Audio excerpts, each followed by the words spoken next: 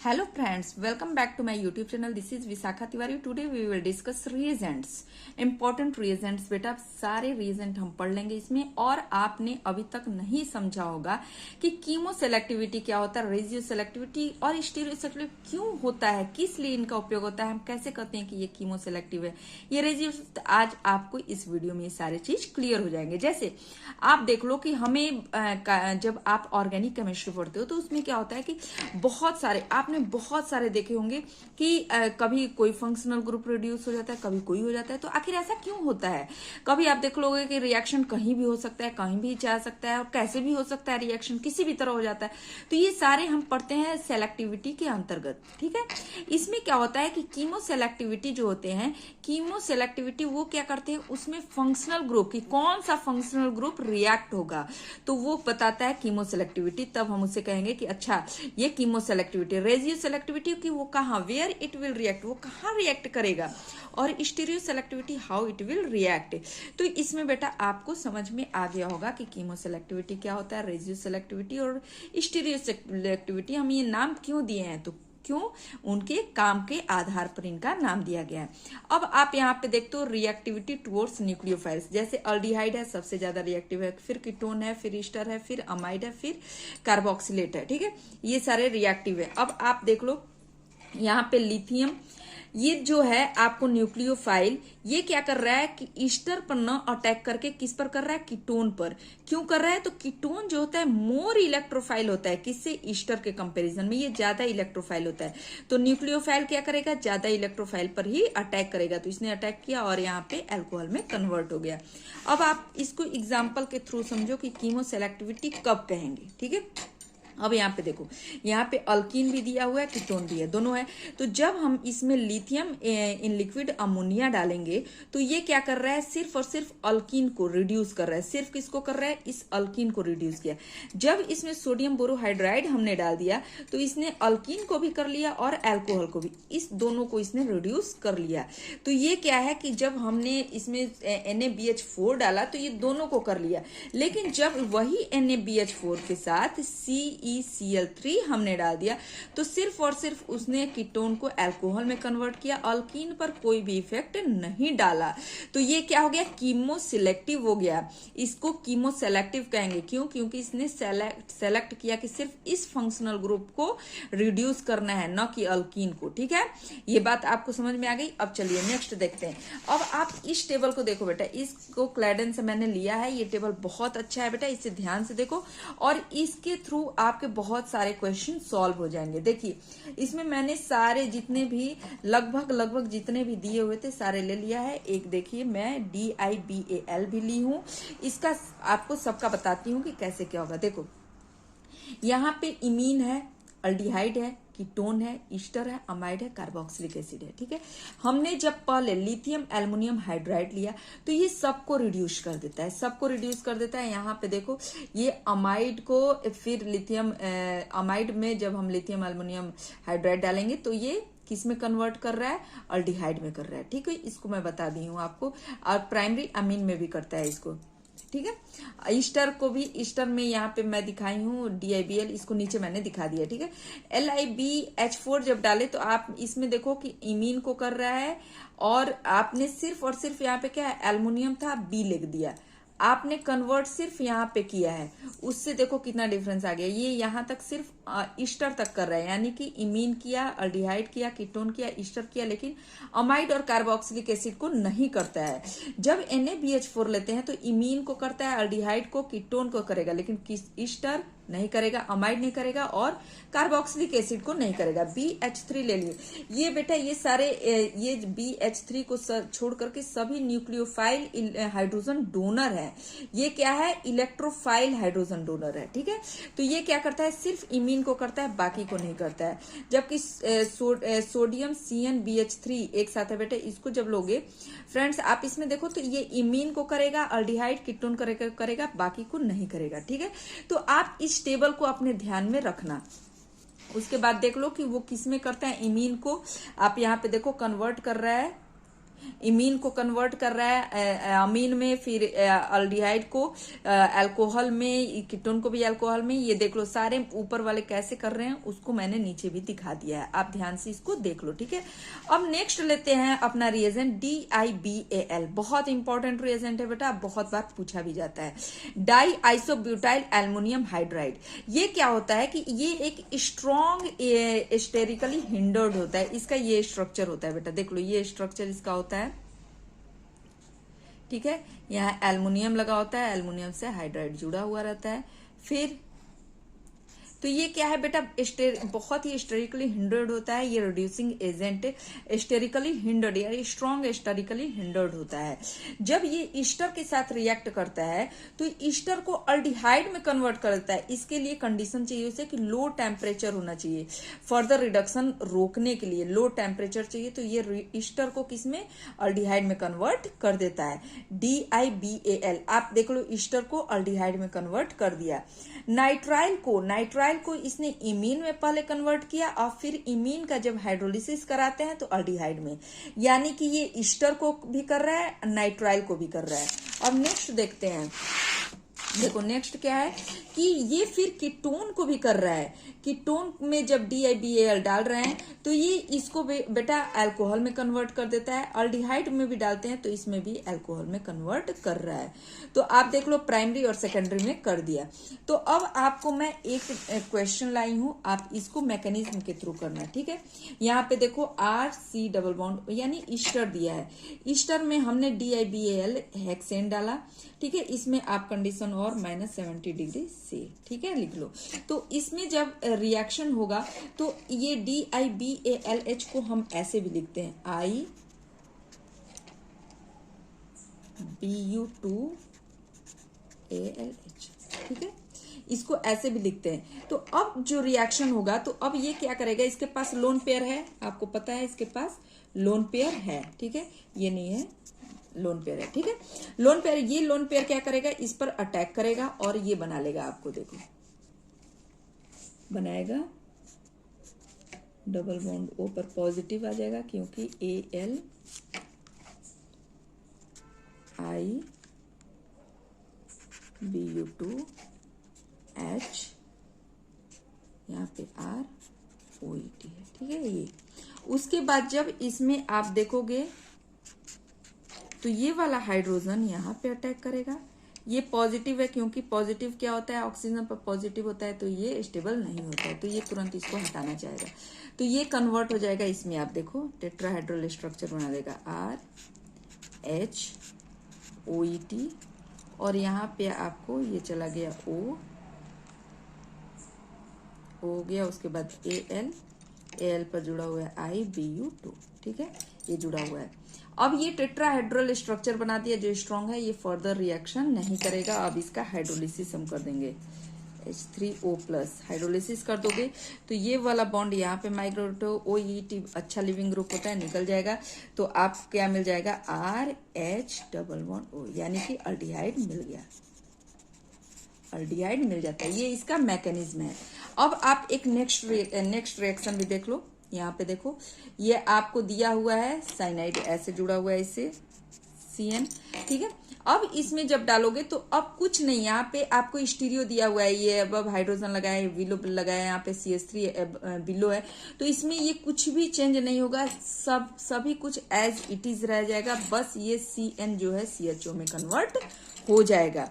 अब आप देख लो कि सिर्फ DiBAl हमने -70 डिग्री C पर लिया, H2O डाला, तो ये CN कन्वर्ट किस में हो जाएगा, CHO में, तो बाकी सारा हम एज इट इज लिख देंगे, इसका स्टीरियो भी हम चेंज नहीं करेंगे, सिर्फ CN को CHO में कन्वर्ट कर देंगे, ठीक है। हाइड्रोजन, हम अपना नेक्स्ट रिएजेंट देखते हैं जो कि मेटाक्लोरोपरबेंजोइक एसिड है, मेटाक्लोरोपरबेंजोइक एसिड। इसका मैं स्ट्रक्चर आपको बता देती हूँ। मेटाक्लोरो यानी कि आपको मेटा पर क्या लगाना है, क्लोरो लगाना है, मेटाक्लोरोपरबेंजोइक एसिड यानी परबेंजोइक एसिड हो जाएगा। इसी ऑक्सीजन की वजह से, ये जो ऑक्सीजन है इसकी वजह से ही क्या होता है कि ये अटैक करता है एज ए इलेक्ट्रोफाइल, ये इलेक्ट्रोफिलिक नेचर का हो जाता है, ठीक है, इसी ऑक्सीजन की वजह से। तो ये इलेक्ट्रोफिलिक हो जाता है, तो ये क्या करता है कि अटैक इसी की वजह से करता है, ठीक है।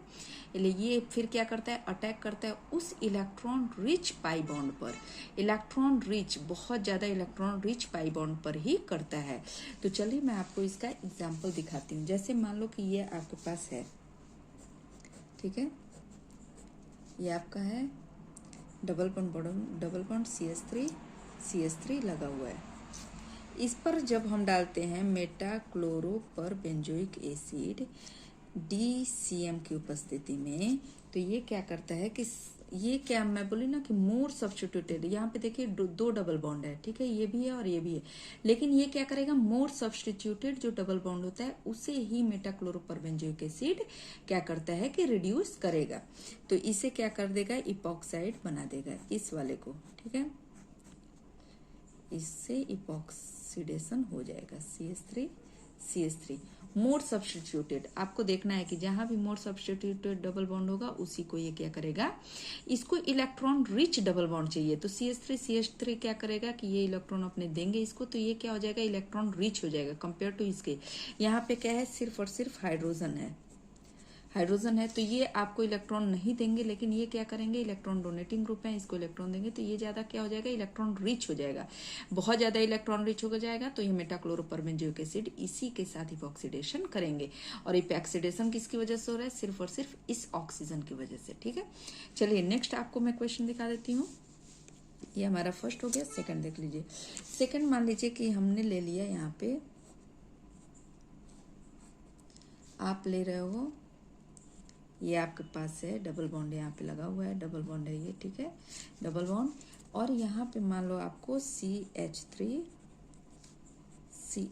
लगा हुआ है, और ये आपको लगा हुआ है एक OBN, कोई प्रोटेक्टिंग ग्रुप लगा हुआ है।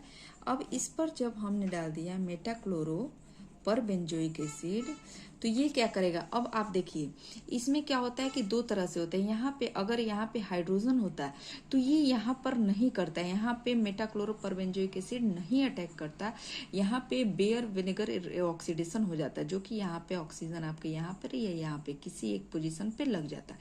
लेकिन यहाँ पे क्या है, यहाँ पे मोर सब्स्टिट्यूटेड आ गया है, तो ये इलेक्ट्रॉन रिच हो गया है, तो इसकी वजह से अब इसका क्या हो जाएगा, इपॉक्सीडेशन इस डबल बॉन्ड पे हो जाएगा। क्यों, क्योंकि ये बहुत ज्यादा इलेक्ट्रॉन रिच हो गया है, इलेक्ट्रॉन डोनेटिंग ग्रुप है जो कि इसे इलेक्ट्रॉन रिच बनाते हैं। तो हमारा क्या हो जाएगा, बन जाएगा ये OBN लगा देंगे ऐसे, CH3 लगा हुआ है, और यहाँ पे इपॉक्सीडेशन हो जाएगा, ठीक है, ये double bond as it is रह जाएगा। तो चलिए एक क्वेश्चन जो कि आया हुआ है, पूछा हुआ है क्वेश्चन, इसको करते हैं। अब जैसे यहाँ पे मान लीजिए कि ये एक बेंजीन रिंग है, इस पर लगा हुआ है मिथाइल, और इस पर लगा है OMe, ठीक है। अब इसको जब हम कराते हैं, लिथियम मैंने आपको पहले ही बता दिया है, लिथियम किसमें, लिक्विड अमोनिया में, इसका मैंने आपको बताया था, इसको बर्च रिडक्शन कहते हैं। इसका यूज मैंने आपको इस रिएजेंट का यूज मैंने आपको बता दिया। ये क्या करता है, सिर्फ और सिर्फ डबल बॉन्ड को रिड्यूस करता है, ठीक है। इसके बाद इसमें डाले तो A प्रोडक्ट बना, और फिर इसमें डाल दिए मेटाक्लोरोपरबेंजोइक एसिड, तो ये B प्रोडक्ट बना, ठीक है। तो अब देखिए आपको इसमें एक छोटी सी ट्रिक है जो कि मैं आपको बता देती हूँ कि ये जो lithium liquid ammonia birch reduction होता है, इसमें डबल बॉन्ड, अब तो डबल बॉन्ड यहाँ पे दोनों तरफ से, एक ये भी है एक ये भी है, दो डबल बॉन्ड लगे हुए, तो किसको ये रिड्यूस करेगा, यहाँ पे कंफ्यूजन हो जाता है। तो यहाँ पे क्या है कि आप देखोगे जिसके पास इलेक्ट्रॉन डोनेटिंग ग्रुप होगा, वो क्या करेगा कि जस्ट उसके बगल में इलेक्ट्रॉन डोनेटिंग ग्रुप है, तो उसके बगल में जो भी, जैसे कि ये मान लो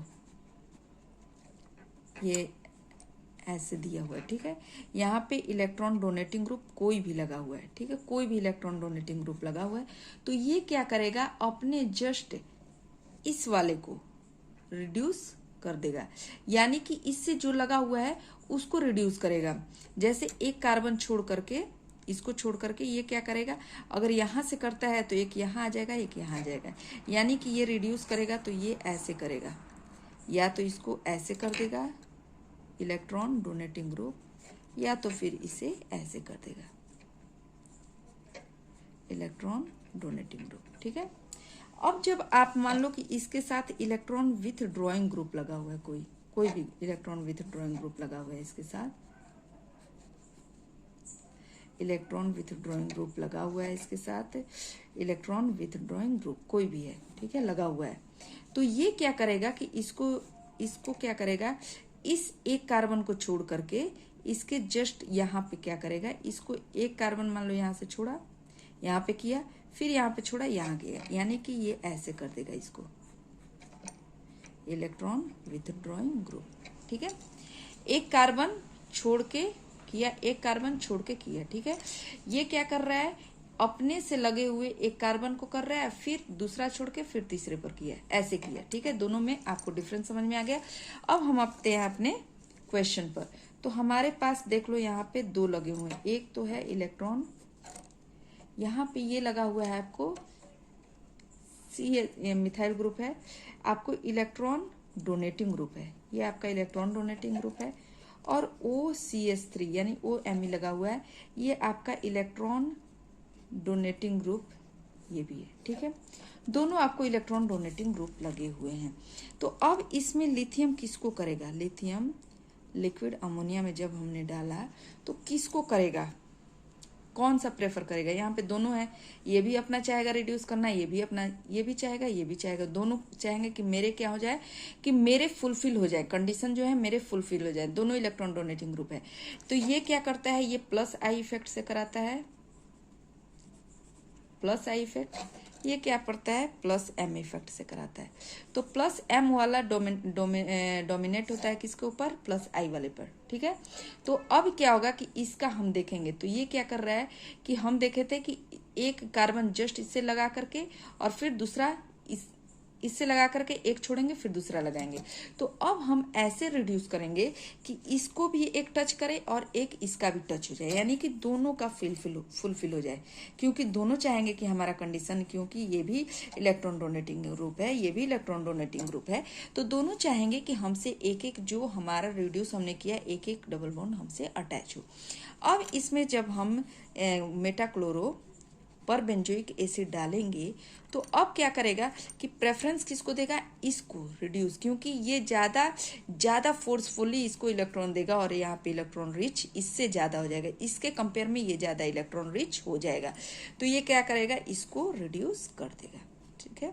यहाँ पे रिड्यूस नहीं, इपॉक्सीडेशन हो जाएगा, इसका इपॉक्सीडेशन हो जाएगा, यहाँ पे OMe लगा हुआ था, यहाँ पे ये एज इट इज रह जाएगा। ठीक है। अगर आपको यहाँ पे कोई भी डाउट हो तो आप मुझसे पूछना। Okay, thank you.